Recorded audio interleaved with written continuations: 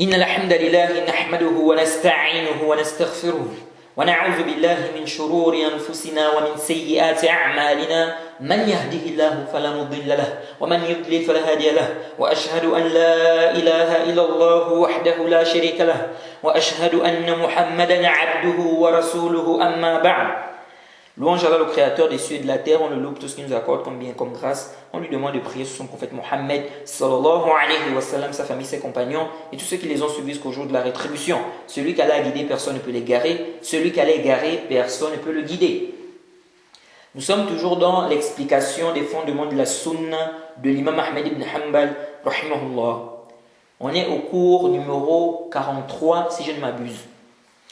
Alors l'imam Ahmed dit وَالسَّمْعُ وَالطَّاعَةُ لِلْأَئِمَّةِ وَأَمِيرِ الْمُؤْمِنِينَ الْبَرِّ وَالْفَاجِرِ وَمَنْ وَلِيَ الْخِلَافَةَ وَاجْتَمَعَ النَّاسُ عَلَيْهِ وَرَضُوا بِهِ وَمَنْ عَلِيَهُمْ بِالسَّيْفِ حَتَّى صَارَ خَلِيفَةً وَسُمِّيَ أَمِيرَ الْمُؤْمِنِينَ. L'imam Ahmed dit l'écoute et l'obéissance envers les imams et l'émir des croyants, qu'ils soient pieux ou pervers. Lorsque l'imam Ahmed dit ici l'écoute et l'obéissance envers les imams et l'émir des croyants, c'est-à-dire parmi les fondements des gens de la sunna. Parmi les fondements des gens de la sunna, l'écoute et l'obéissance envers les imams et l'émir des croyants. L'émir des croyants. Qu'ils soient pieux ou pervers. Qu'ils soient pieux ou pervers. Donc l'émir des croyants. Qu'ils soient pieux ou pervers. Ensuite il a dit qu'il ait accédé, donc l'émir des croyants, qu'il ait accédé au khilafa par consentement des gens unis autour de lui ou qu'il les ait vaincus par l'épée. Donc il a pris le pouvoir par la force jusqu'à ce qu'il soit devenu khalifa et appelé émir des croyants. Alors on a expliqué, on a donné le sens général de ces propos. Alors, ça c'est un fondement parmi les fondements des gens de la sunna. Écouter et obéir aux gouverneurs, aux dirigeants, qu'ils soient pieux ou pervers.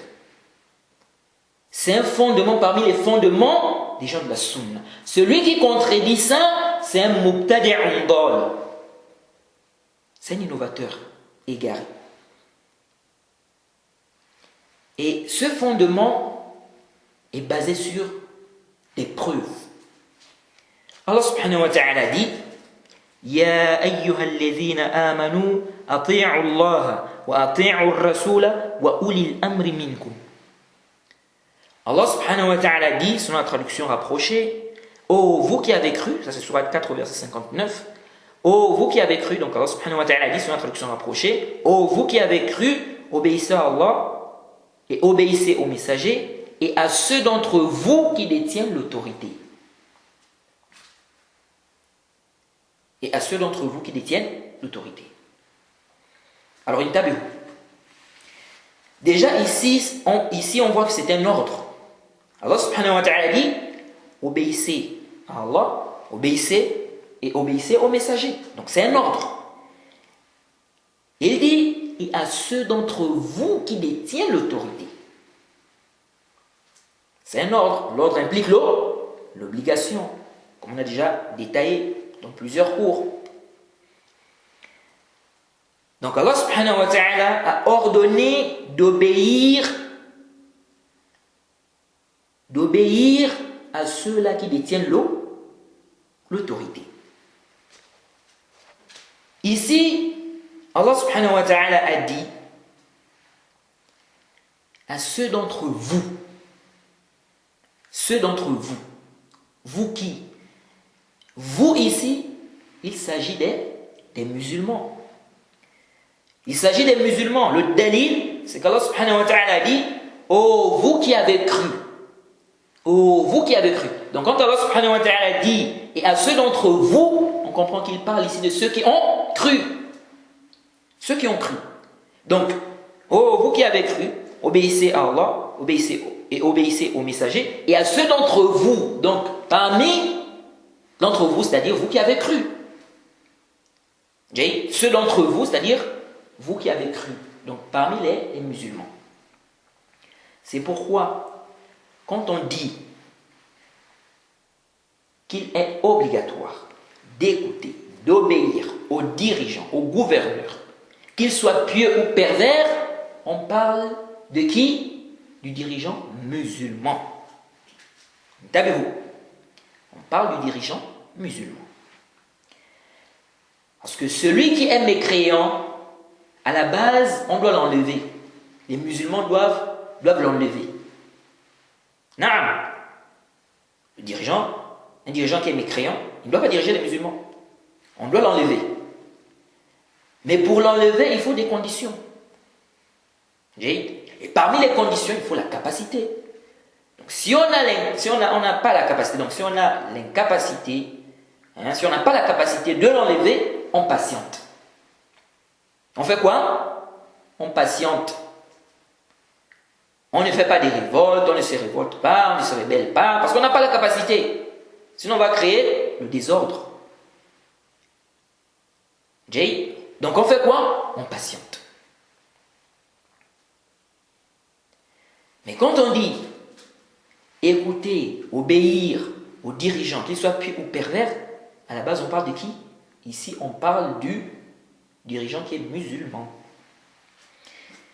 Intabehu. Il y a des gens qui disent si on est dans un pays du kufr, si on est dans un pays du kufr, pays des mécréances, ils disent si on est dans un pays du kufr, il n'y a pas d'autorité. Il n'y a pas de wali al-amr. Ça n'existe pas. Du moment où on est dans le pays du kufr. Et donc, ça veut dire quoi? Que si on a un chef qui est musulman, on est dans un pays du kufr, mais le dirigeant, le chef est musulman, ça veut dire que celui-là n'est pas considéré comme étant le wali al-amr des musulmans. Parce que le pays est un pays du kufr. Le pays est un pays du kufr. Et donc, on peut se rebeller contre ce gouverneur-là, ce dirigeant-là. On peut ne pas écouter, ne pas obéir. On peut faire des révoltes. On peut critiquer. Parce qu'on est dans un pays du kufr. Donc, même si le dirigeant, c'est un musulman, même si le chef, le gouverneur est musulman, du moment où on est dans un pays de kufr, un pays de mécréance, donc il n'y a pas d'autorité ici, il n'y a pas d'obéissance, il n'y a pas d'écoute. On peut se rébeller, on peut faire ceci, on peut faire cela. Hada qawlun batil. Peu importe celui qui dit ça. Ça, c'est une parole qui est complètement batilun. Peu importe celui qui vient avec cette parole. Sa parole est batil. Ka'inan man kan. Que ce soit un alim ou bien talib al-ilm, cette parole-là, c'est une parole qui est batilun. Non. On ne peut pas accepter ça. Parce que ça s'oppose au texte. C'est en contradiction au texte. Ça contredit les textes. Allah subhanahu wa ta'ala, ici il dit, ô vous qui avez cru, obéissez à Allah et obéissez aux messagers et à ceux d'entre vous qui détiennent l'autorité. Ceux d'entre vous, c'est-à-dire parmi ceux qui ont cru. Ce dirigeant-là, il est musulman ou pas? Il est musulman. Mumtaz. Les musulmans qui sont là, qui vivent dans ce pays-là, c'est leur wali al-amr. Parce qu'il est musulman. Et on a interdit, il est interdit de se rebeller, de sortir contre le gouverneur musulman. Donc, si toi tu viens, tu dis non, ce n'est pas le wali al-amr. C'est quoi ton dalil? Parce qu'on est dans un pays de kufr. C'est un musulman ou pas? Tu reconnais par exemple qu'il est musulman. Mais tu dis, comme on est dans un pays de kufr, ce n'est pas le wali al-amr. Donc, ça veut dire quoi? Toi, tu mets comme condition pour qu'on considère le dirigeant comme le wali al-amr shar'i, il faut qu'on soit dans un pays musulman. On va te poser la question. Aïna dalil ala hadha? Où est le dalil? Ton dalil est où par rapport à ça? Aïna dalil? C'est quoi le dalil? Cette condition-là, c'est-à-dire, là tu es en train d'apporter une condition, shart. Tu mets une condition, que pour qu'on considère quelqu'un comme étant un wali al-amr, il faut qu'on soit dans un pays musulman. La question qu'on te pose, où est le dalil dans le kitab ou sunna qui met ça comme condition? Que si on est dans un pays de kufr, même si le dirigeant, le chef est musulman, ce n'est pas le wali al-amr. Parce qu'on est dans un pays de kufr. Le dalil de c'est où? Non, fulan, non, il n'y a pas de fulan ou fulan. Aïna dalil? Où est le dalil? La preuve est où? Il n'y a pas de fulan ou fulan.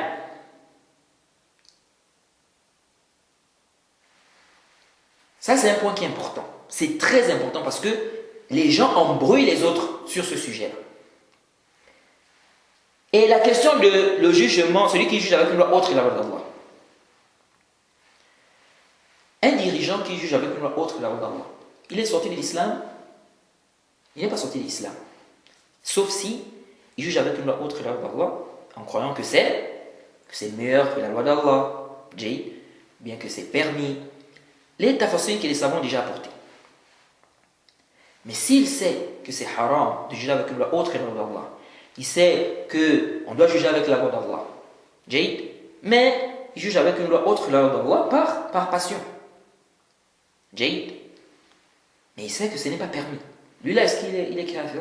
Il n'est pas kafir, c'est un musulman. Et donc si c'est un musulman,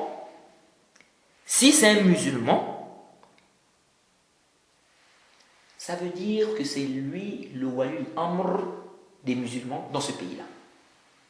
Non, que ce soit un pays de kufr ou bien un pays musulman. Donc de dire, parce qu'il y en a qui vont te dire ça, que non, le wali al-amr qu'on doit écouter, obéir, c'est celui qui juge avec la loi d'Allah. On dit non, tel savant a dit, bien tel foulan a dit. Non, ya akhi barakallahu fik. Le savant, il n'est pas infaillible. Nous on veut que tu nous apportes le dalil de cette condition, que si le chef est dans un pays de kufr, n'est-ce pas, tu nous apportes le dalil que si c'est dans un pays de kufr, il n'est pas considéré comme wali al-amr même s'il est musulman. Deux, tu nous apportes des paroles des salaf sur cela. Non. Les salaf ont dit ça. Ensuite, quand on vient dans les textes, on voit que les textes ne mentionnent pas ça comme condition. Ce qui est là, c'est que le chef soit musulman. Ça, c'est venu dans les textes. Il doit être musulman. Parce que on a des textes où le prophète Mohammed sallallahu alayhi wa sallam, quand on lui a posé la question, est-ce qu'on doit combattre, n'est-ce pas, les dirigeants et tout, il a dit, non, sauf si on voit une mécréance claire. Ou bien s'il a délaissé la prière. Donc, soit il a délaissé la prière, s'il a délaissé la prière, ou s'il est, ou on a vu une mécréance qui est sortie de l'islam. Ces deux choses-là, on a déjà détaillé cela. Mais tu dis, il est musulman. Il prie? Oui, il prie. Il est sorti de l'islam? Non. Mais tu dis, non, ce n'est pas le wali al-amr. C'est quoi le dalil? Parce qu'on est dans un pays de kufr. Après tu viens dire, non, tel savant. Non, ça ne passe pas comme ça. Aïna dalil? C'est quoi la preuve? Où est la preuve? Où est la preuve? Nous disons, tant que le chef est musulman, c'est un musulman, il prie. Même si on est dans un pays de kufr, du moment où il est musulman, il prie, c'est un musulman, c'est lui le wali al-amr des musulmans de ce pays-là. Et à quel moment on dit qu'un pays est un pays musulman? À quel moment on dit que c'est un pays de kufr? Alors, sachez qu'il y a tout un débat entre les savants sur cette question, mais l'avis que nous trouvons juste, Sahih, on avait déjà parlé de cette question, je crois, dans le chapitre du djihad, aussi dans les 3 fondements. L'avis que nous trouvons juste avec le plus savant, c'est que un pays est considéré comme étant un pays musulman si la majorité de ses habitants sont des musulmans, c'est-à-dire la majorité de la population. Si la majorité des gens dans le pays, ce sont des mécréants, le pays est un pays du kufr. Donc on regarde la population. Et ça c'est l'avis du Cheikh Al-Albani. Et ça c'est l'avis du Cheikh Muqbil. Et c'est ce qui est apparent de l'avis du Cheikh l'Islam Ibn Taymiyyah. Parce que le Cheikh l'Islam Ibn Taymiyyah dit quoi? Il dit ceci dans Majmu' al-Fatawa, au tome 18, à la page 282, il dit ceci: Wa kawnul ard dar kufrin aw dar iman aw dar al-fasiqin laysa sifatan lazimatan laha bal hiya sifatun 'aridatun bihasab sukkaniha. Cheikh l'Islam Ibn Taymiyyah dit: le fait qu'une terre, ou bien le fait que la terre soit une terre de mécréance, une terre de foi, une terre de pervers, ce n'est pas un attribut qui ne change, qui demeure toujours là, qui ne change pas. Jaïd. Donc ça veut dire que ça peut changer. Il dit, c'est un attribut qui apparaît en fonction de ses habitants. Jaïd, ça apparaît en fonction de ses habitants. Et il a dit dans Majmu' al-Fatawa toujours, tome 27,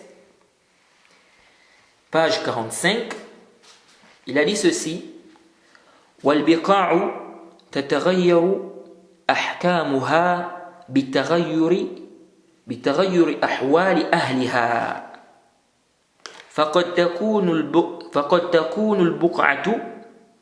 تكون البقعة دار كفر إذا كان أهلها كفارا ثم تصير دار إسلام إذا أسلم أهلها كما كانت مكة شرفها الله في أول الأمر دار كفر وحرب. Le Cheikh l'Islam Ibn Taymiyyah dit: la terre, ou le jugement de la terre, de l'endroit, change en fonction du changement de ses habitants, en fonction du changement de la situation de ses habitants. Il dit, une terre ou un endroit peut être considéré comme terre de mécréance si ses habitants sont des mécréants. Puis, ça devient une terre d'islam si ses habitants s'islamisent, s'ils rentrent dans l'islam. Il dit comme Makka était avant, donc au début, c'était une terre de mécréance, de guerre. Donc ce qui est apparent de la vie du Cheikh l'Islam Ibn Taymiyyah, c'est que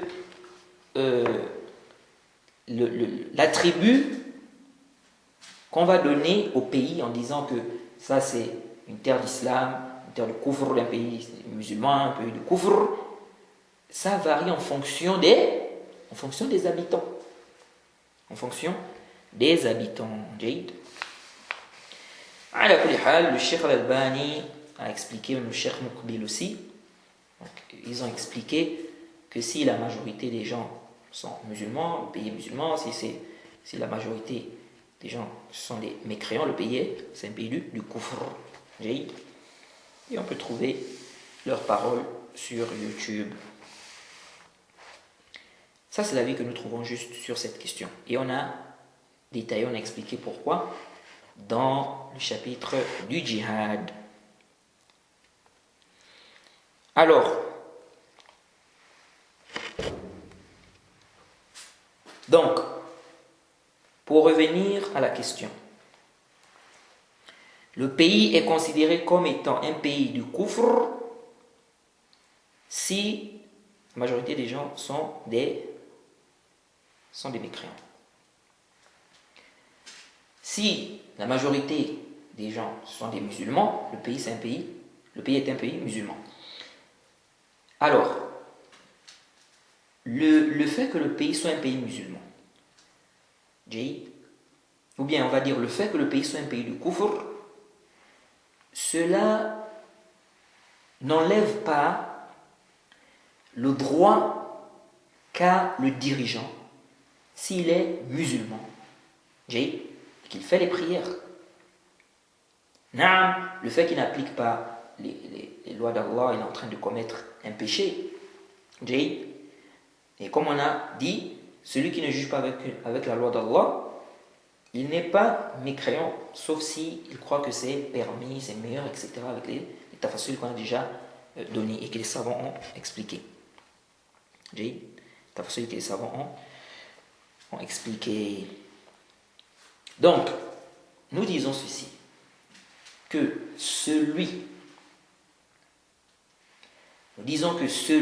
qui est musulman, il prie, c'est le dirigeant d'un pays, c'est lui le dirigeant, qu'on dise que c'est le président ou bien le roi, du moment où il est musulman, il fait ses prières, même si le pays est un pays de kufr, c'est lui qui est le wali al-amr des gens qui sont dans ce pays-là. Car les textes qui ordonnent d'écouter et d'obéir aux dirigeants ne mettent pas comme condition que ça doit être dans un pays musulman. Mais la condition, c'est que le dirigeant doit être musulman. Le dirigeant doit être musulman.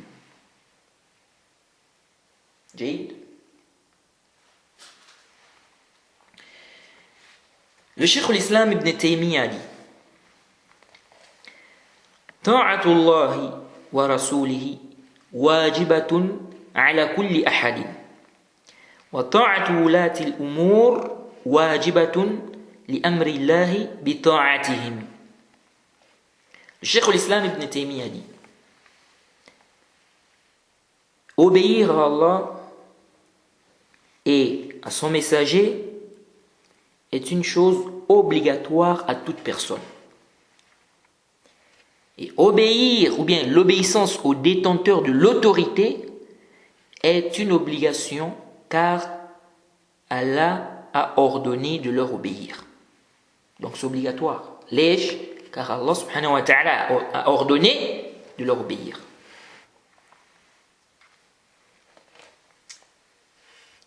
Ensuite, l'imam al-Nawawi dit ceci.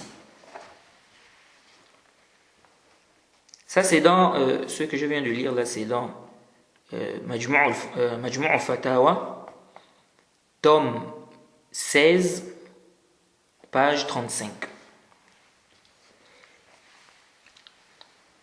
Le cheikh, l'imam al-Nawawi dit dans son explication du Sahih Muslim, tome 12, page 223, il dit قال العلماء المراد بأولي الأمر من أوجب الله طاعته من الولاة والأمراء. هذا قول جماهير السلف.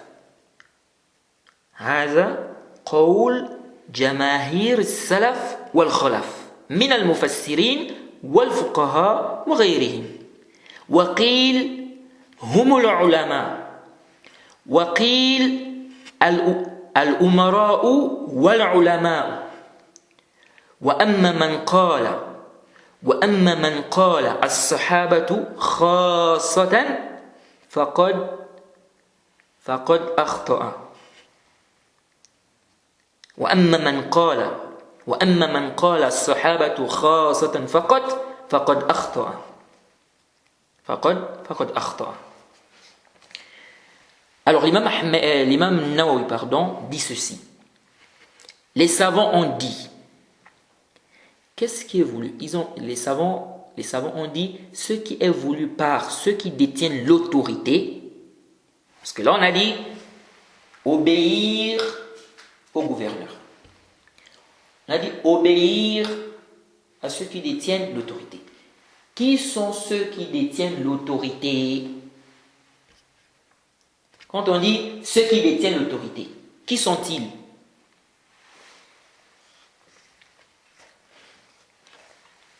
L'imam Nawawi dit, les savants ont dit, ce qui est voulu par ceux qui détiennent l'autorité, c'est ceux dont Allah a obligé.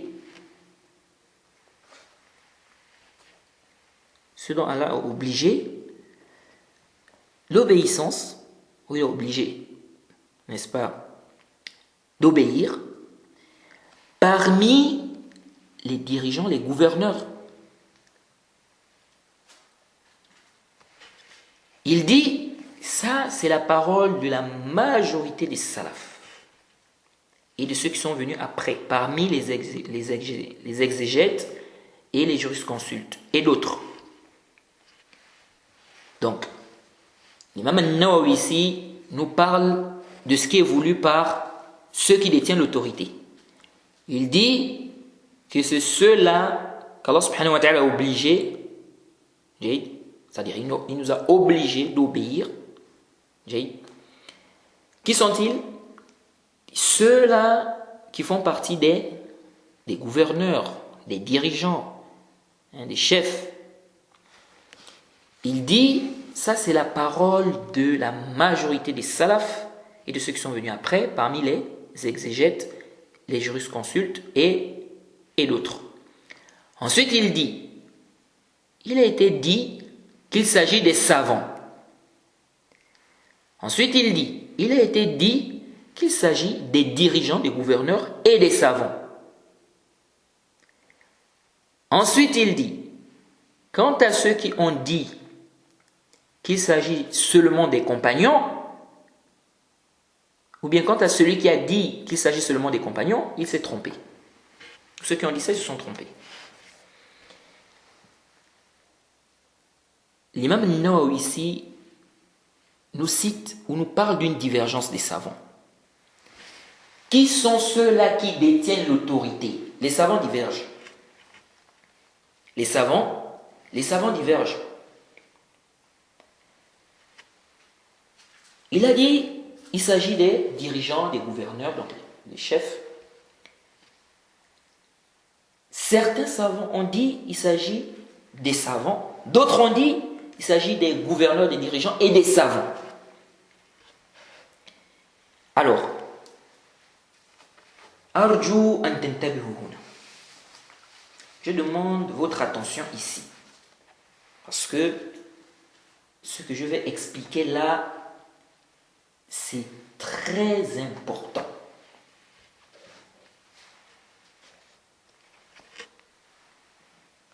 Déjà, l'imam Nawawi ici, quand on regarde, il a cité, on va dire, il a cité 3 avis. Mais il y a un autre avis aussi qui dit qu'il s'agit de Abu Bakr et de Omar. Donc, ceux qui détiennent l'autorité, c'est Abu Bakr et Omar. L'imam Tabari, dans son tafsir, il a ramené cet avis aussi. Mais as-sahih, l'avis qui est juste, c'est qu'ici, quand on dit ceux qui détiennent l'autorité, il s'agit des dirigeants, des gouverneurs, les chefs, ceux qui détiennent le pouvoir dans le pays, et aussi des savants. Donc les deux. Jaïd, la preuve que les savants aussi font partie de ceux qui détiennent l'autorité, donc ils rentrent dans les comment on appelle ça, les ulil amr, c'est qu'Allah subhanahu wa ta'ala dit, sourate 4 au verset 83, وَإِذَا جَاءَهُمْ أَمْرٌ مِّنَ الْأَمْنِ أَوْ الْخَوْفِ أَذَاعُوا بِهِ وَلَوْ رَدُّوهُ إِلَى الرَّسُولِ وَإِلَى أُولِي الْأَمْرِ مِنْهُمْ لَعَلِمَهُ الَّذِينَ يَسْتَنبِطُونَهُ مِنْهُمْ. Allah subhanahu wa ta'ala dit, sur la traduction rapprochée, quand leur parvient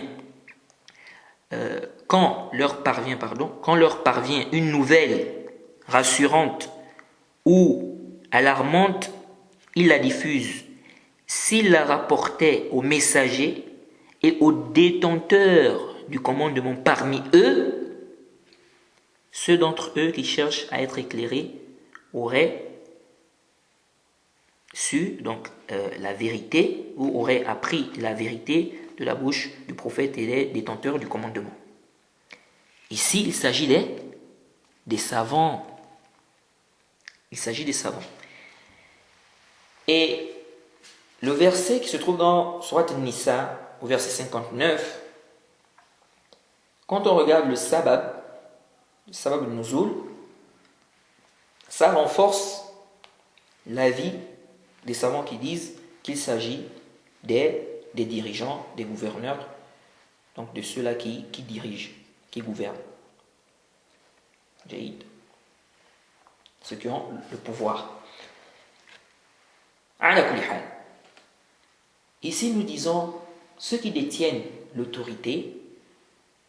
Nous avons les gouverneurs, les dirigeants, les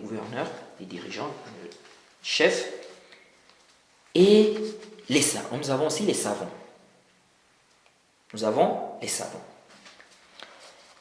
Alors, ici, il y a un gros problème.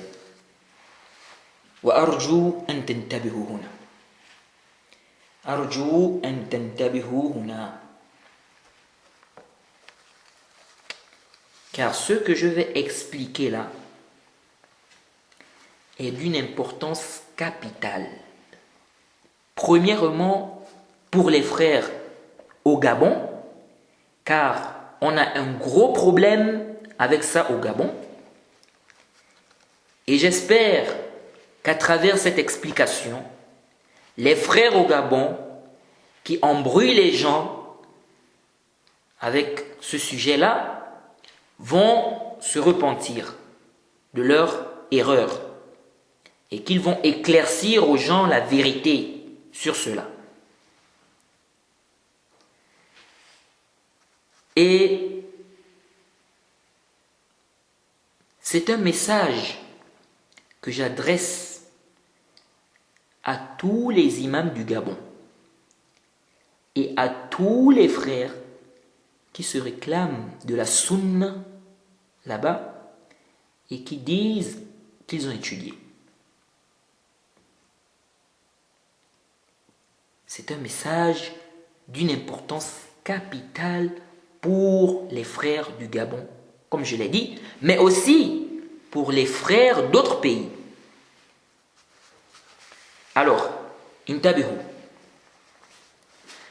Souvent, lorsqu'on dit à certaines personnes qu'il faut écouter et obéir aux autorités, écouter et obéir à ceux qui détiennent l'autorité,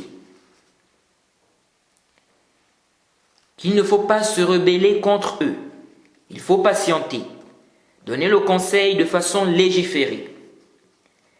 Ils disent que ce sont eux qui détiennent l'autorité. Parce qu'ils vont te dire quoi? Ils vont te dire qui sont ceux qui détiennent l'autorité. Ils disent ceux qui détiennent l'autorité, ce sont ceux qui ont appris ceux qui ont appris. Après, ils te disent, lisez les livres des savants, lisez les livres des savants. D'autres disent, ceux qui détiennent l'autorité, ce sont les savants. Ceux qui détiennent l'autorité, ce sont les savants. Alors, intabihu. C'est pourquoi apprendre les fondements des gens de la sunna, c'est la chose la plus importante. C'est-à-dire apprendre la croyance. Ça passe avant autre chose.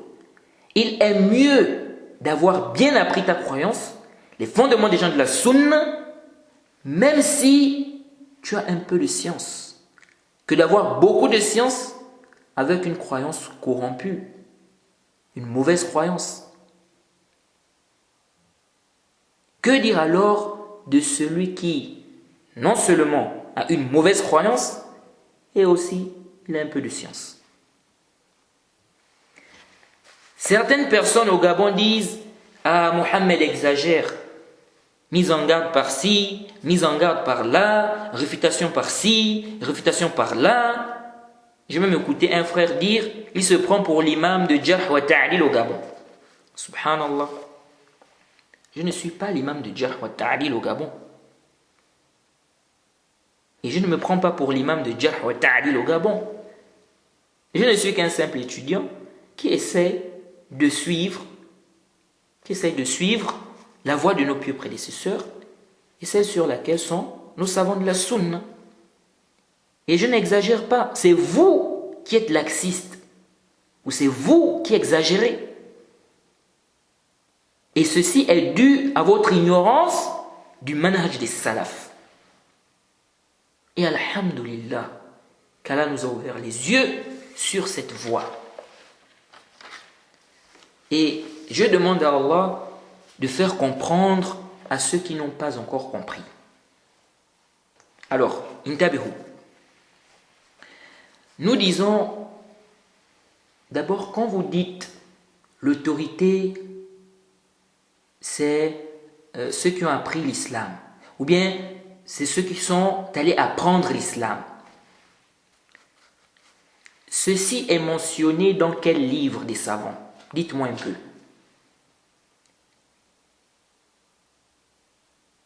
C'est dans quel livre où les savants disent que ceux qui détiennent l'autorité, ce sont ceux qui ont appris l'islam, ou bien ceux qui sont sortis aller apprendre?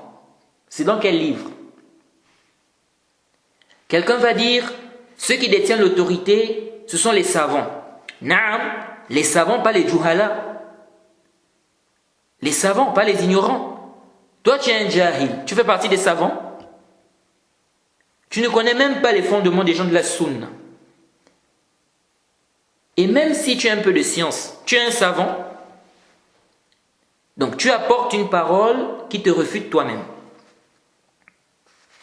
Des savants disent, ou les savants disent, les savants, les gens de science et du fiqh font partie de ceux qui détiennent l'autorité. Les savants disent, les savants, les gens de science et de fiqh font partie de ceux qui détiennent l'autorité. Voilà ce que les savants disent. Ce que j'ai lu dans les livres des savants, c'est ça. Je n'ai jamais vu où ils ont dit ceux qui sont partis apprendre. Dans les pays arabes, bien ceux qui sont partis apprendre, ce sont ceux qui détiennent l'autorité. Ou bien ceux qui ont appris. Si vous avez des paroles des savants comme ça, apportez-les-moi. Comme on dit, la science est vaste. Ceci, car ce n'est pas tout celui qui a appris l'islam qui est savant. Ou ce n'est pas tout celui qui a appris, qui fait partie des gens de science, du fiqh. De même, ce n'est pas tout celui qui a voyagé pour aller apprendre, qui fait partie des savants ou des gens de science. Non. On peut apprendre et ne rien comprendre. Non, lui là, il est allé apprendre l'islam, il a appris l'islam. Est-ce qu'il a compris? Aujourd'hui, vous allez voir des gens C'était des musulmans. C'était des musulmans. Ensuite, ils ont apostasié. Quand tu viens pour lui expliquer, pour lui dire que comment ça tu as laissé l'islam et tout, il te dit moi je connais l'islam, j'ai appris l'islam. J'ai appris l'islam, dans l'islam il y a ceci, il y a cela, il y a ceci, il y a cela, je connais ceci, je connais cela, je connais ceci, je connais cela. Tel mas'ala, il y a des savants dans l'islam qui ont divergé sur cette question, il y a ceci, il y a tel avis, il y a d'autres avis là-bas, comme ça, comme ça. Il t'explique, il te dit j'ai appris l'islam. Donc lui là, on va dire que celui-là, il fait partie des gens de science, des savants, qui font partie de ceux qui détiennent l'autorité. Donc, quand vous dites l'autorité, c'est ceux qui ont appris l'islam. Ceux qui ont appris l'islam, qui sont-ils? Ceux qui ont appris l'islam? Ah bon? Donc tout celui qui va dire moi j'ai appris l'islam, on va dire quoi? Qu'il fait partie des autorités. Donc ce terme-là déjà, c'est-à-dire ceux qui ont appris l'islam, ce terme-là, je n'ai pas vu ça dans les paroles des savants quand ils ont parlé de cette question. Donc si vous avez des savants qui ont utilisé ce terme-là, apportez-nous cela. Ce que j'ai vu, c'est que les savants mentionnent. Ils parlent des savants, ils parlent des gens de science, des gens de fiqh. Bref. Donc des gens peuvent, soi-disant, aller apprendre l'islam, sortir, aller dans des pays arabes, ils reviennent. Quand ils reviennent dans le pays, ce sont des ignorants, ils n'ont pas compris. Ils reviennent, ils n'ont pas compris, ils n'ont pas bien étudié. Ils ont étudié, mais ils n'ont pas bien étudié. Alors faites attention. Nous disons oui, les savants font partie de ceux qui détiennent l'autorité. Comme les gouverneurs, les dirigeants font partie de ceux qui détiennent l'autorité. Là où les frères se sont embrouillés, c'est où? C'est qu'ils ont cru, c'est qu'ils ont cru qu'ils ont les mêmes droits. Ils ont cru qu'ils ont les mêmes droits, d'autres sont allés même plus loin. C'est-à-dire que eux, ces frères-là, des gens, c'est vraiment terrible. Les frères, c'est-à-dire ils ont cru qu'ils ont les mêmes droits que ceux-là qui détiennent l'autorité. C'est-à-dire les gouverneurs, les dirigeants. D'autres sont allés même plus loin. Ils n'ont considéré comme autorité que les gens de science. Ils ont annulé l'autorité des gouverneurs, des dirigeants. D'autres, c'est ça seulement. Qui sont les autorités? Ce sont les savants, les gens de science. Et quand il te dit les savants, les gens de science, là, il se voit, c'est lui, il se voit dedans. Alors que il c'est même pas un savant. Et parfois c'est même un ignorant qui est là. Il te dit non, les gens de science. Pourquoi? Parce que lui, il voit qu'il est allé étudier, il est allé par exemple au Soudan ou bien en Égypte, ou bien il est en Arabie Saoudite. Et c'est comme ça qu'ils font du désordre dans beaucoup de pays.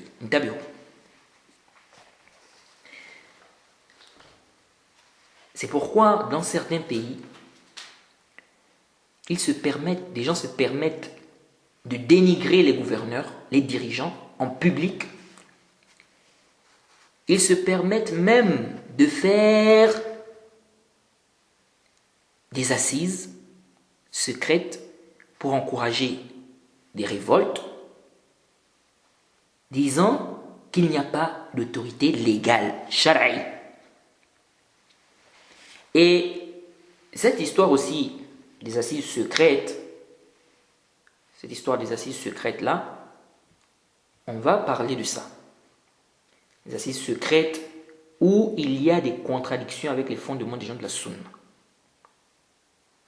On va détailler cette question-là aussi parce que les gens maintenant sont en train de dire un peu des choses qui ne sont pas en conformité avec les textes concernant cette histoire-là. Et je vois beaucoup de francophones aussi qui ne comprennent pas en fait, qui sont embrouillés là. Intabihu. Mais on va revenir sur cela, Inch'Allah. Afin d'éclairer les francophones. Alors, sachez que les savants ont très bien fait la différence entre les droits qui sont propres aux gouverneurs, aux dirigeants, et les droits qui peuvent rassembler les savants et les gouverneurs et les dirigeants. Il y a des droits qui sont propres aux gouverneurs, aux dirigeants. C'est propre aux gouverneurs, aux dirigeants.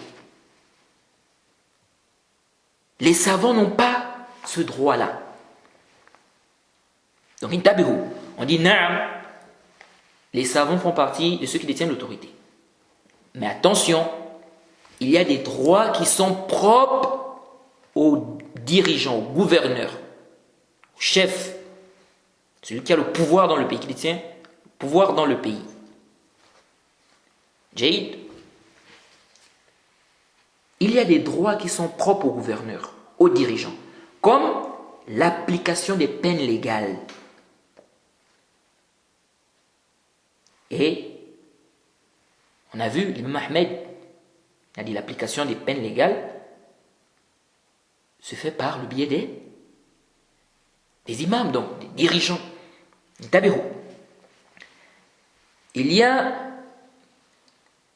donc je disais tantôt, par exemple, l'application des peines légales. Par exemple, le zina. Quelqu'un a fait le zina, les conditions sont réunies.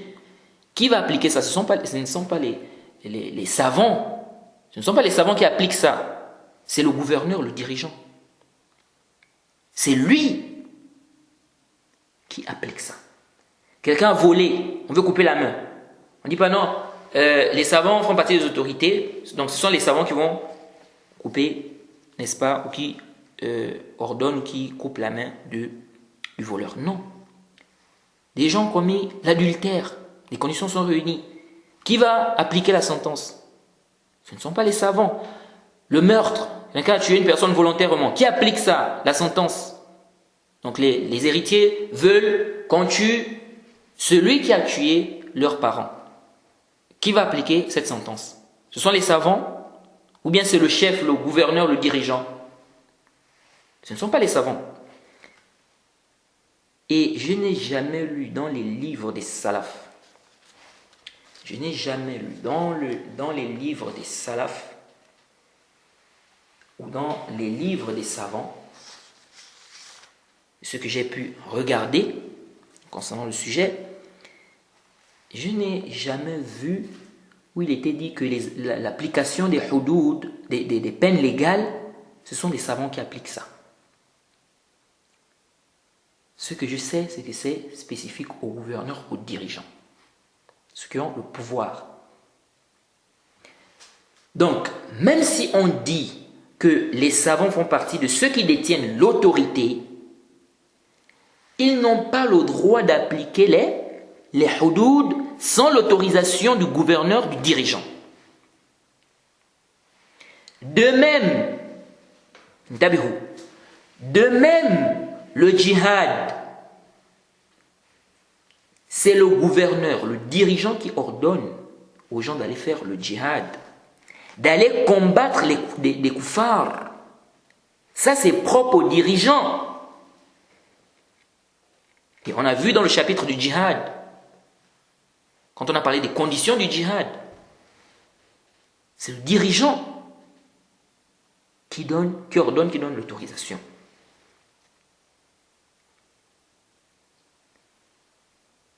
C'est lui qui dit de prendre les armes, aller combattre les Khawarij.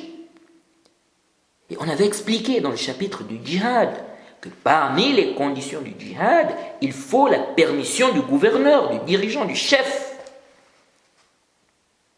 Il y en a des détails là-bas, pour ceux qui veulent les détails, qu'ils repartent au cours. Donc les cours qui sont intitulés « Les conditions du djihad ».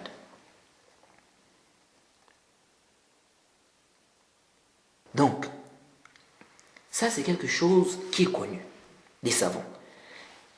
C'est pourquoi le prophète Mohammed sallallahu alayhi wa sallam dit dans le Sahih, le hadith d'Abi Huraira, radiallahu anhu, le prophète Mohammed sallallahu alayhi wa sallam dit, إنما الإمام جنة يقاتل من ورائه ويتقى به فإن أمر بتقوى الله وعدل فإن أمر بتقوى الله وعدل كان له بذلك أجر وإن يأمر بغيره كان عليه منه. Le prophète Mohammed sallallahu alayhi wa sallam dit dans ce hadith est très important. Le prophète Mohammed sallallahu alayhi wa sallam dit dans ce hadith, l'imam est un bouclier. On combat derrière lui. Par lui, on se protège. S'il ordonne la crainte d'Allah et est juste, s'il est juste, donc s'il ordonne la crainte d'Allah et qu'il est juste, il aura une récompense pour ça. S'il ordonne autre chose, donc autre que la crainte d'Allah, il est responsable, donc il aura le péché pour cela. Intabihu. Il est très important de comprendre ce qu'on va expliquer là.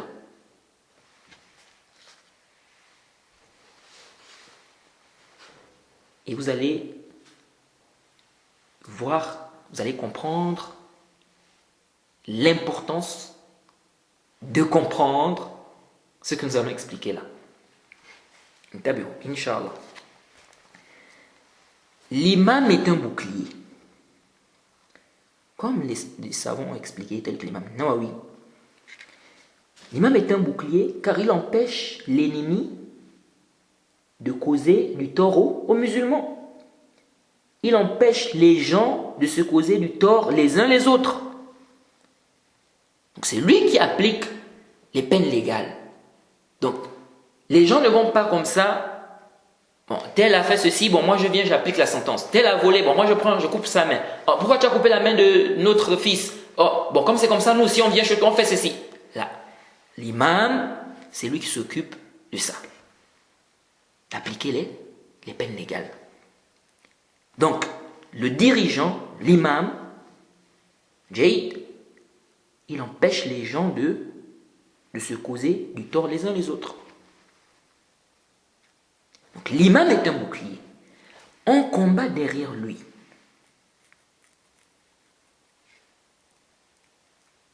On combat derrière lui. C'est-à-dire qu'on combat avec lui, les koufars. On combat avec le dirigeant, les koufars, les rebelles, les khawarij, les gens du mal. Donc tu n'as pas le droit d'ordonner aux gens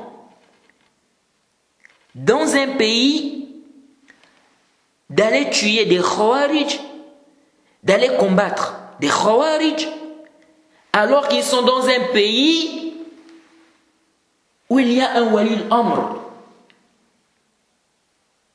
Tu n'as pas le droit de donner l'ordre aux gens d'aller combattre des khawarij, d'aller attaquer là-bas, de prendre les armes, de combattre tel groupe, alors qu'ils ont le dirigeant du pays est là, sans sa permission. Sans sa permission. Tu n'as pas le droit. Tu n'as pas le droit. Et les gens même de ce pays, ils n'ont pas le droit de faire le djihad sans la permission du dirigeant, du gouverneur. Il faut sa permission. Le prophète Mohammed sallallahu alayhi wa sallam a dit yuqatalu min wara'ihi. On combat derrière lui. Comme les savants ont expliqué, comme l'imam Nawawi et bien d'autres, on combat avec lui. Les koufars, les rebelles, les khawarij, les gens du mal. Les injustes. Donc, tu ne dois pas ordonner à des gens dans un pays qui prenaient les armes, allez-y là-bas, attaquez tel, tuez tel, alors qu'ils sont dans un pays, le dirigeant est là, et il n'a pas donné la permission. C'est un musulman qui est là, c'est le wali al-amr du pays. Il n'a pas donné la permission. Toi, tu es dans un autre pays, on te téléphone, on t'appelle, tu dis oui, allez-y combattre les Khawarij, allez-y là-bas dans tel endroit combattez. Là,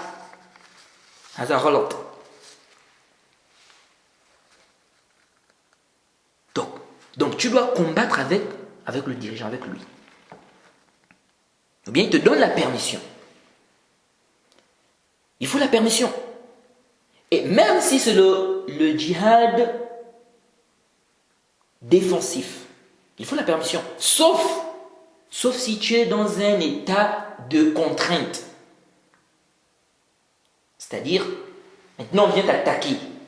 Tu n'as pas la possibilité de voir le dirigeant, de prendre la permission chez le dirigeant. Tu n'as pas l'occasion de faire cela. Et on veut t'attaquer, on veut te tuer. Là, tu te défends. Parce que si tu ne fais pas quelque chose, on va te tuer. Là, c'est un état de... C'est-à-dire, tu es dans un cas de contrainte. Mais des ennemis veulent attaquer le pays. Tu es au courant de ça. Ou bien ils viennent pour attaquer le pays. Tu vois comment ils sont en train d'arriver. Toi, tu n'as pas le droit de dire, bon, on va commencer à combattre, tu fais ton petit groupe et tout ça, vous prenez les armes. Non. Tu informes aux dirigeants. Tu informes aux dirigeants, que ce soit le roi ou le président, tu informes qu'il y a des ennemis qui sont là, qui veulent nous attaquer. Maintenant, le dirigeant va donner la permission. Tu dois prendre la permission du dirigeant. Et comme j'ai dit, sauf dans des cas où tu es dans la contrainte là, c'est-à-dire que c'est soit on te tue, soit tu tues. Soit on te tue, soit tu tues. Bon, là, tu ne peux. Il n'y a pas le temps d'informer comment on appelle, le gouverneur. C'est un autre cas. Donc, intabihu. Donc, toi, tu es dans un pays, il y a le wali al-amr qui est là dans le pays. Toi, tu appelles quelqu'un, assalamu alaikum, est-ce que je peux prendre des armes là-bas pour aller attaquer des khawarij là-bas dans tel endroit? Est-ce que je peux aller combattre là-bas, ceci, cela? Non, ça c'est une erreur. Vous êtes en erreur. Tu appelles, j'ai dit, est-ce que je peux aller combattre là-bas? Sans la permission du gouverneur. Et celui-là qui est dans notre pays, s'est dit, oui, il n'y a pas de problème, vas-y, va combattre, achète des armes là-bas, attaque là-bas, va à tel endroit et tout. Sans la permission du gouverneur. Non. Intabihu lihaza. Alors, je disais tantôt, ça c'est très important ce qu'on est en train d'expliquer là, parce que vraiment, même les frères au pays, ils se sont embrouillés sur cette question. Les savants ont fait la différence entre ce qui est propre aux dirigeants, aux gouverneurs, et ce qu'on peut dire que le gouverneur et les savants, c'est-à-dire ceux qui réunissent le gouverneur, les gouverneurs et les savants. Donc quand on dit, ou bien quand les savants disent que les savants font partie de ceux qui détiennent l'autorité, ils ne sont pas en train de dire que les savants ont le droit, ou bien ont les mêmes droits que les gouverneurs et les dirigeants. Donc tout. Là, intabihu. Donc, les gouverneurs, les dirigeants ont leurs droits. Ils appliquent les peines. Ce sont eux qui doivent appliquer les peines, ce sont eux qui donnent l'accord pour le djihad, etc. Quant aux savants, ils font partie de ceux qui détiennent le commandement, ou bien ils font partie de ceux qui détiennent l'autorité, dans l'explication des sentences, dans la transmission du message, dans le fait de faire sortir les sentences du Kitab ou Sunna.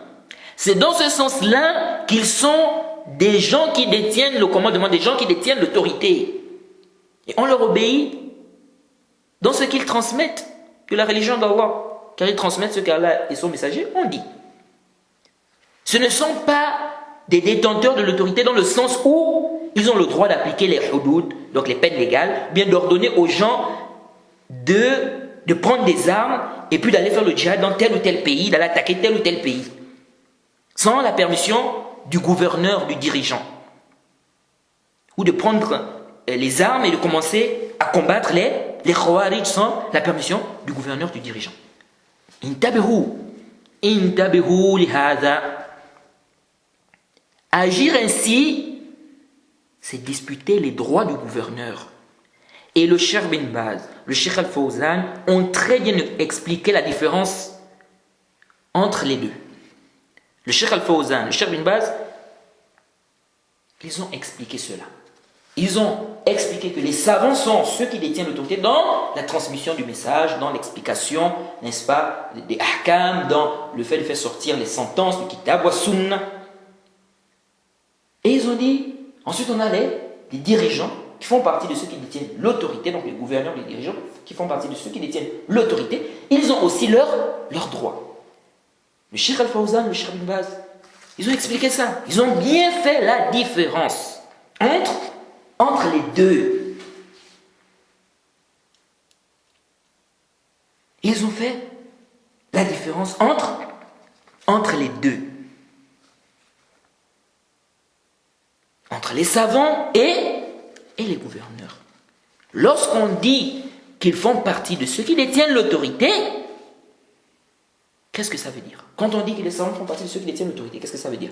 Lorsqu'on dit que les gouverneurs font partie de ceux qui détiennent l'autorité. Cheikh Al-Fawzan, Cheikh bin Baz ont très bien expliqué, ils ont fait la différence.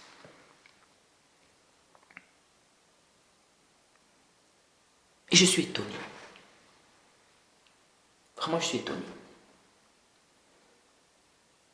Alors que ces savants-là ont parlé de ça. Ils ont parlé de ça déjà. Depuis. Et les livres des salafs sont là. Ils n'ont pas donné aux savants les droits propres aux gouverneurs, aux dirigeants. Ils n'ont pas dit, par exemple, que les savants ont le droit de se rebeller, par exemple. Parce que c'est ça voilà, c'est un grand danger. Si on n'a pas fait la différence là, c'est grave. Parce que les frères au pays pensent qu'ils ont le droit de se rebeller, etc. Soi-disant, c'est nous l'autorité.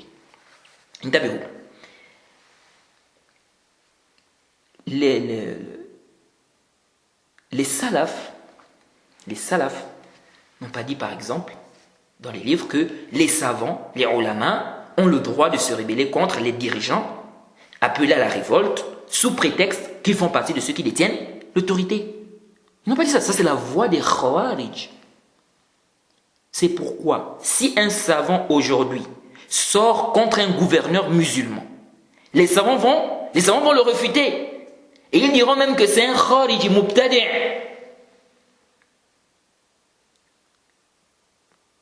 Donc, n'embrouillez pas les frères au Gabon avec ce sujet.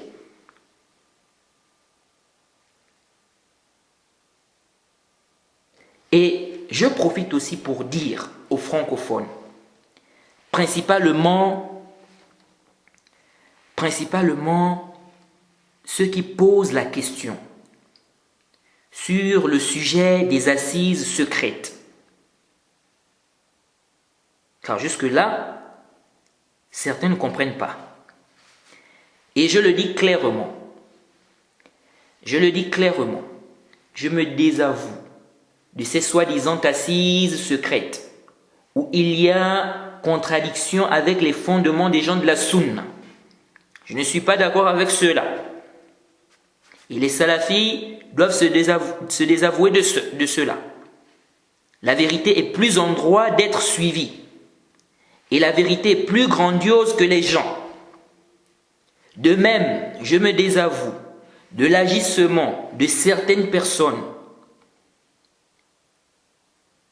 qui ne font même pas partie des savants déjà et qui se permettent de faire des fatwas en ordonnant aux gens d'aller combattre les Khawarij, de prendre des armes et de combattre dans tel ou tel endroit sans la permission du gouverneur, sans que le gouverneur n'ait donné l'autorisation,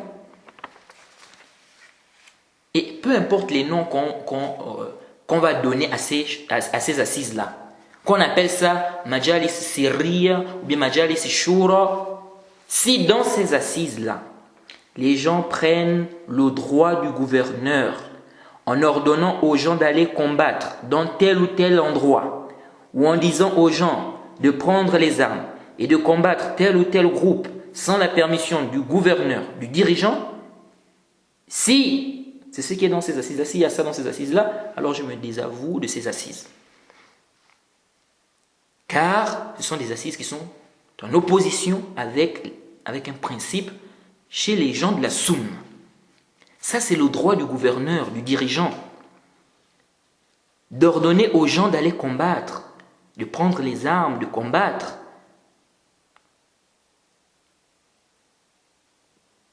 Jahid, c'est le droit du gouverneur. Donc, le fait que toi, tu es dans un pays, voilà un pays musulman, il y a un gouverneur qui est là-bas, un dirigeant, un wali al-amr, des gens t'appellent, toi tu es dans ton pays, assalamu alaikum, wa alaikum salam, bon, on veut aller combattre les Khawarij à tel endroit, on a déjà préparé les armes, est-ce qu'on peut aller combattre les Khawarij qui sont à tel endroit, dans notre pays? Toi tu dis, non mais il n'y a pas de problème, on peut aller combattre, sans la permission du gouverneur qui est dans ce pays-là, sans la permission du dirigeant qui est dans ce pays-là. Tu n'as pas le droit. Ou bien de dire aux gens, oui, prenez des armes, allez-y combattre à tel endroit, à telle heure, à tel moment, hein, vous prenez déjà tel groupe, vous retrouvez à tel endroit, vous allez dans tel ou tel endroit, vous combattez tel ou tel... Non, sans la permission du dirigeant. Vous êtes en train ici de disputer le droit de ce dirigeant-là. Et ça a un rapport avec le sang des musulmans.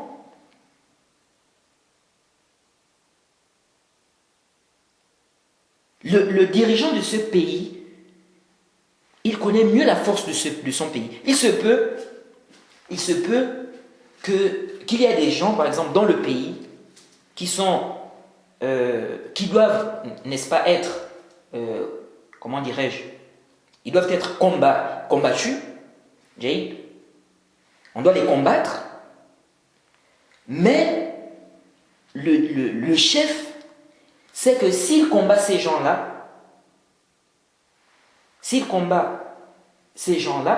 ça peut créer un grand mal dans le pays. Et donc, il s'abstient. Maintenant, toi, dans un autre pays, tu fais une fatwa, tu donnes un avis, tu dis à la personne, oui, allez-y combattre. Et ils vont combattre. Voilà les effusions de sang dans le pays. Voilà vraiment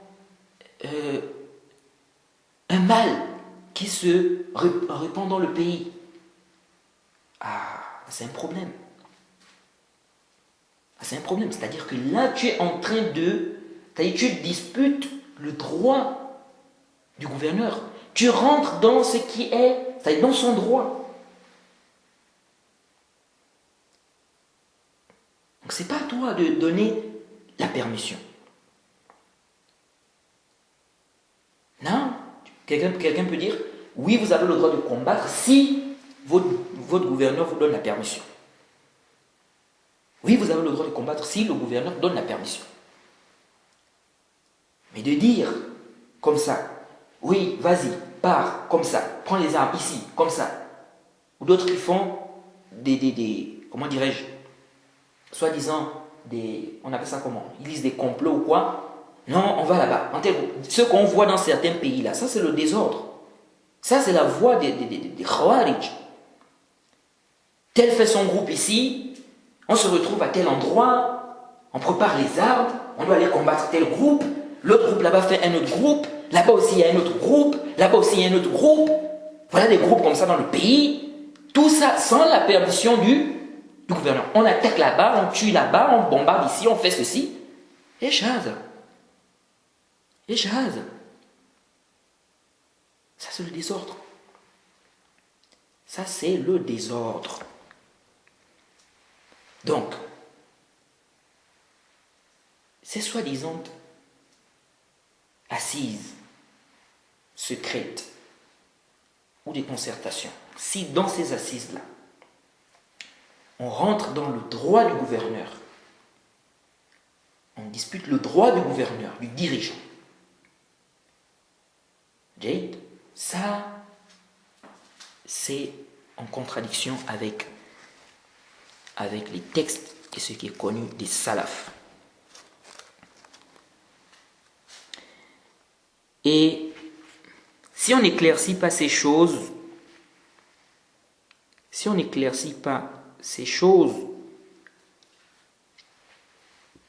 je crois que les gens, si on n'éclaircit pas ces choses, la confusion va s'installer. La confusion va s'installer chez les francophones sur ce sujet. Et les gens vont contredire des usul. Et j'ai peur pour les frères au Gabon qu'on arrive un jour où des frères vont se permettre de faire des assises pour soi-disant renverser le pouvoir en place sous prétexte qu'ils font partie des autorités. D'ailleurs, j'ai même appris qu'il y a déjà des frères au Gabon qui vont voir des opposants pour comploter je ne sais quoi. Et même si tu estimes que le dirigeant est devenu mécréant, tant qu'on n'a pas la force pour enlever le dirigeant là, on n'a pas la force pour enlever ce dirigeant là, on doit patienter. On doit patienter. Et c'est comme ça qu'il crée le désordre dans des pays. Au lieu de revenir aux paroles des gens de science et de suivre la preuve,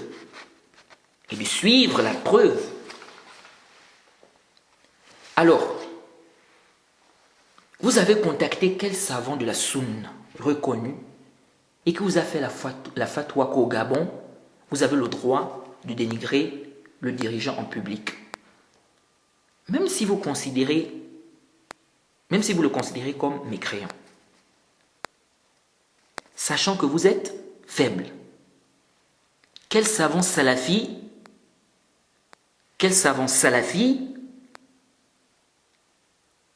vous a fait cette fatwa-là? Quel savant salafi vous a fait cette fatwa-là en vous disant que vous avez le droit de dénigrer le dirigeant en public et tout ça parce que, vous êtes, ce n'est pas un musulman. Bien parce que vous avez fait son takfir, donc maintenant vous avez le droit de le dénigrer en public même si vous êtes faible. Quel savant salafi vous a fait cette fatwa-là? Et regardez la contradiction. Regardez la contradiction. Certains disent il n'y a pas d'autorité au Gabon, car c'est un pays du koufr. C'est ça votre raison, n'est-ce pas? Car c'est un pays du koufr, c'est un pays de mécréance. En même temps, vous dites l'autorité c'est vous, car c'est vous qui avez appris. Donc là, la raison du pays du koufr ne passe plus. Ça passe seulement quand on veut parler du dirigeant. Cette contradiction-là montre que vous êtes dans la confusion ou que vous suivez la passion. Certains disent le dirigeant est devenu mécréant et que ceux qui le considèrent comme un musulman sont en erreur. D'accord. Disons qu'ils sont en erreur. C'est possible qu'ils soient en erreur. Car il se peut que tu estimes que tel est excusé pour son ignorance, alors qu'auprès d'Allah, il n'est pas excusé. Ou il se peut que tu estimes qu'un tel n'est pas excusé, alors qu'auprès d'Allah, il est excusé. Mais disons même par rapport au jugement d'ici-bas. Parlons par rapport au jugement d'ici-bas. Disons qu'ils sont en erreur. Par rapport aux sentences, le zahir, etc., les applications des sentences ici-bas, disons qu'ils sont en erreur. Est-ce que cela voudrait dire, bien est-ce que cela veut dire que vous avez le droit de dénigrer ce dirigeant en public dans les réseaux sociaux, sur les réseaux sociaux, je voulais dire? Est-ce que cela veut dire que vous avez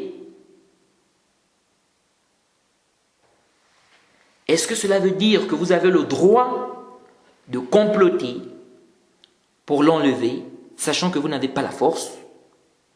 Est-ce que cela veut dire que ceux qui vous demandent de patienter ne doivent pas le faire? Est-ce que cela veut dire que ceux qui vous demandent de patienter approuvent le faux, le batil? Est-ce que, autant de questions. Nous disons, même si le dirigeant est considéré comme mécréant, pour vous, vous n'avez pas le droit de dénigrer le dirigeant en public, sachant que vous n'avez pas la force pour l'enlever. Pourquoi? Car on vous demande, quelle est la sagesse pour laquelle les savants disent qu'il est interdit de se rebeller contre les dirigeants, de les dénigrer en public, sur les manabir, les manabir, etc. Quelle est la sagesse?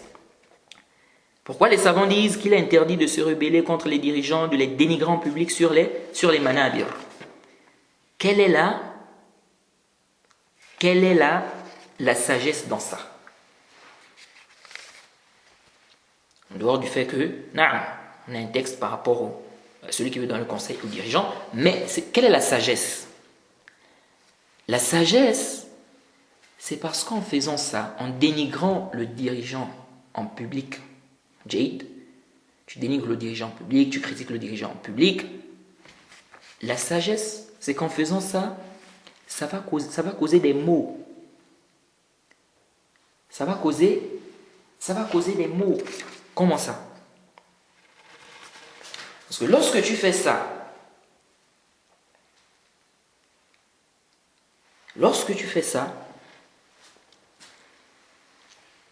qu'est-ce qui va se passer? Tu dénigres des dirigeants en public. Tu dénigres, disons, on a un dirigeant qui est là, un dirigeant qui est musulman. C'est un musulman. Tu dénigres ce dirigeant-là en public. Vous critiquez le dirigeant en public, etc. Vous dites non, il ne gère pas bien les choses du pays, il fait comme ça, vous parlez, vous critiquez, vous parlez. Qu'est-ce que ça fait? Ça met la haine. Ça va finir par mettre de la haine dans le cœur de la population. Et ça va pousser les gens à se rebeller, à se révolter. Et s'ils se rebellent, ils se révoltent, ça va créer des maux. Ça va créer des maux, ça peut créer la destruction du pays. Parce que, généralement, le chef, le dirigeant, si on veut l'enlever du pouvoir par la force, il ne va pas se laisser faire. Il ne va pas se laisser faire comme ça et partir, non. Donc, il y aura un combat là. Donc ça va créer des maux. La destruction, ça peut créer la destruction du pays, les écoulements de sang, la mort des gens, etc. De même, dénigrer les gouverneurs, les dirigeants en public, ça entraîne les révoltes. Parce que ça met la haine dans le cœur du peuple. Jade, ce qui va pousser le peuple à se rebeller. Vous voyez? Alors cette sagesse-là, on retrouve ça ici, même si le dirigeant n'est pas musulman. C'est-à-dire que, même si le dirigeant n'est pas musulman, le fait de dénigrer, critiquer en public, etc., dans les réseaux sociaux, sachant qu'on n'a pas la force d'enlever ce dirigeant-là, ça va créer quoi? La haine dans les cœurs des gens vont chercher à se rebeller, se révolter. Et si les gens n'ont pas la force pour enlever ce dirigeant-là, c'est la catastrophe dans le pays. Il y aura des morts, il y aura des problèmes. Donc, dénigrer les gouverneurs, les dirigeants publics, s'entraîne les révoltes. Ça met la haine dans le cœur du peuple, ce qui va pousser le peuple à se rebeller. Or, s'ils ne sont pas capables d'enlever le gouverneur, ça va causer beaucoup de mal. En plus, c'est connu dans l'islam que si vous voulez enlever un mal, si ça va causer un plus grand mal, vous n'avez pas le droit de faire cela. Vous voyez? Ça, c'est si on dit que le dirigeant, le gouverneur, ou bien, je veux dire, le dirigeant est devenu mécréant. S'il est musulman, mais pervers, vous n'avez pas le droit de vous rebeller contre lui. Et cela même si vous pouvez l'enlever, ceci à cause des textes qui interdisent cela. Et on avait déjà refuté l'ambiguïté sur la question de la illa et la hikmah dans le chapitre du djihad. L'ambiguïté que certains apportent concernant la illa et la hikmah. Donc, qu'il soit mécréant ou pas, au Gabon, vous n'avez pas le droit de vous rebeller ou même d'encourager des révoltes ou de dénigrer, de critiquer en public dans les réseaux sociaux le dirigeant. Pourquoi? Parce que vous n'avez pas la force pour enlever ce dirigeant-là. Vous n'avez pas la force pour enlever ce dirigeant-là. Et donc, si vous n'avez pas la force pour enlever ce dirigeant-là, il faut patienter. Vous patientez. Vous patientez. Donc, comment se fait-il que vous avez été distrait par rapport à ces bases-là? Et beaucoup des gens qui sont toujours dans les trucs de non, le dirigeant, non, il faut enlever le dirigeant. Pourquoi? Parce qu'ils cherchent la dunya. Beaucoup des gens, c'est ça. C'est la dunya. C'est la dunya. Le dirigeant t'a empêché de prier? Non. Le dirigeant t'a empêché de jeûner? Non. Il t'empêche d'adorer Allah? Non. C'est quoi le problème? Vous voyez? C'est quoi le problème? Non, on n'a plus l'électricité, on n'a plus ceci, on veut augmentation de salaire, on veut ceci, on veut cela. Ah, donc c'est dunya alors. Beaucoup c'est comme ça. Jaïd. Alors revenons à la question des majalis sirriya ou bien majalis shura, les assises secrètes ou les assises de concertation. Quelqu'un peut dire, pourtant les assises de concertation ne sont pas interdites, c'est-à-dire la concertation. Allah subhanahu wa ta'ala dit wa amruhum shura baynahum, soit 42 verset 38. Se consultent entre eux à propos de leurs affaires. Donc, ceux qui se consultent entre eux à propos de leurs affaires. Donc il n'y a pas de mal, on peut se consulter à propos d'un problème, à propos d'un problème ou d'une affaire. Nous disons, le problème n'est pas là. Le problème n'est pas à ce niveau. C'est-à-dire, ce n'est pas le fait de se concerter ou on se retrouve pour parler d'un problème. Non, ce n'est pas là le problème. Le problème, c'est ce que comportent ces assises, soi-disant de concertation. C'est là le problème. Si deux personnes se retrouvent, un dit à l'autre, je veux te voir en privé. Un dit à l'autre, je veux te voir en privé. Ils trouvent un jour, ils se retrouvent, l'autre dit, il n'y a pas de problème. Ils trouvent un jour, ils se retrouvent. L'un dit à l'autre, j'ai un problème avec mon grand frère. Il me dit ça. Donc il me dit, Kate. Est-ce que tu peux lui parler? Parce que moi, je veux faire Kate. Donc moi je vais faire ça, ça, ça, ça, ça. Lui, il me dit de faire ça, ça, ça, ça, ça. Ce que moi je veux faire, c'est contraire à ce qu'il veut que je fasse. Est-ce que tu peux lui parler, car je sais qu'il t'écoute beaucoup? Jade, est-ce que dans cette assise-là, donc ils se sont retrouvés, ils se sont assis, une assise privée, où ils ont discuté de ce problème. Est-ce que dans cette assise-là, ils ont contredit un fondement de l'islam? Non, ils n'ont pas contredit un fondement de l'islam. Donc il n'y a aucun problème ici. Mais, si par exemple on fait une assise secrète, ou une assise privée, on va dire, où tu dis par exemple, bon, tu dis, c'est un exemple, tu dis, bon, il faut aller combattre tel dirigeant avec les armes. C'est un exemple, hein. Ou bien il faut appliquer la sentence de l'adultère sur tel. Jade, il faut appliquer la sentence de l'adultère sur un tel. Où tu fais une fatwa, où tu ordonnes aux gens de prendre les armes pour combattre dans un pays musulman, où il y a un dirigeant musulman, sans la permission du dirigeant. Ah, là, cette assise-là, il y a un problème. Là, il y a un problème. Là, il y a un problème. Là, vous rentrez dans ce qui est propre aux dirigeants. Donc, ce genre d'assises-là sont en opposition avec les preuves et la voie des salafs. Et c'est là le problème. C'est là le problème. Donc, certains, quand on leur dit « Nous ne sommes pas d'accord avec ce genre d'assises », ils disent « Non, mais il y a quoi là? C'est une concertation ?» Non, ce n'est pas là le problème. On peut se concerter sur un problème, il n'y a pas d'ishkal. Mais si dans notre concertation, on contredit, n'est-ce pas, un fondement des gens de la sunna, ou bien on contredit les textes, ah, là il y a un problème. Dans ce genre d'assises, il y a un problème. Donc, prendre le verset où Allah subhanahu wa ta'ala parle de la concertation pour permettre ce genre d'assises, ce n'est pas juste.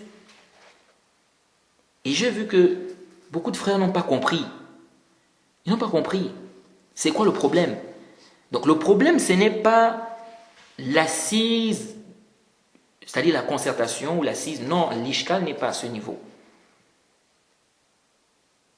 Parce que où est le problème? On se retrouve, Jade, entre nous, on veut parler d'un problème, on se retrouve à 3 ou à 4, c'est un problème privé, on veut parler que ça entre nous, où est l'ishkal ici? Mais si maintenant dans ça, on fait quelque chose dans cette assise, ou bien cette assise renferme quelque chose qui contredit les textes, là il y a un problème. Là il y a un problème. Donc vraiment, nous désavouons de ce genre d'assises. Et la vérité est plus en droit d'être suivie. Nous avons un principe qui est là et qui est clair. Il y a des choses spécifiques aux dirigeants, aux gouverneurs. Et le prophète Mohammed sallallahu alayhi wa sallam a dit, l'imam est un bouclier, on combat derrière lui. On combat derrière lui. Jade. Alors je pense qu'on va s'arrêter ici pour ce cours. Le cours prochain, on va voir les preuves. On va citer quelques preuves qui montre qu'on doit écouter, obéir aux dirigeants et qu'on ne doit pas se rebeller contre le dirigeant, le gouverneur, tant qu'il est musulman, qu'il fait la prière, Jade. Et on va parler également d'autres masaïl, d'autres questions. On demande qu'Allah nous facilite, qu'il nous donne la compréhension de la religion. وسبحانك اللهم وبحمدك وأشهد أن لا إله إلا أنت أستغفرك وأتوب إليك